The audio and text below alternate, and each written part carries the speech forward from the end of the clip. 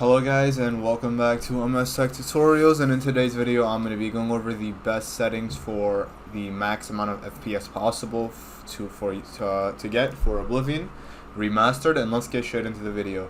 So the first thing that you guys can do is make your way over to the options.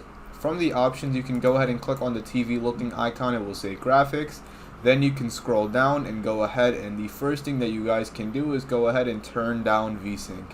Now once VSync has been turned off, what you can also do is go ahead and undo frame rate limit uncapped, because you definitely don't want it to be capped at 120 if your monitor is higher than that. You know, it's something very stupid obviously.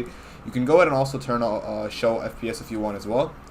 But to the more important part, what you want to do is go ahead and turn off, well, the first thing that you guys can do is go ahead and click on detect now, and this will be your how much I guess your monitor can handle, I guess at like 60 FPS.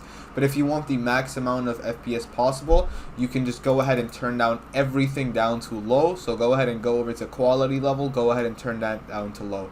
You can go ahead and also turn off screen space reflections, and you can go ahead and also turn off Lumen Hardware RT. Set Lumen Hardware RT lighting mode to off or low, whatever the lowest possible thing is. Now you can go ahead and also go for performance for the DLSS mode, and once you're done with that, you guys should be good to go. If you want to take it a step further, you can always play in windowed mode. However, I don't recommend doing that, because then again it will make your game look kind of bad. So I don't recommend doing that. But again, you can always just play in windowed mode, or just turn down your resolution as well, but that's up to you.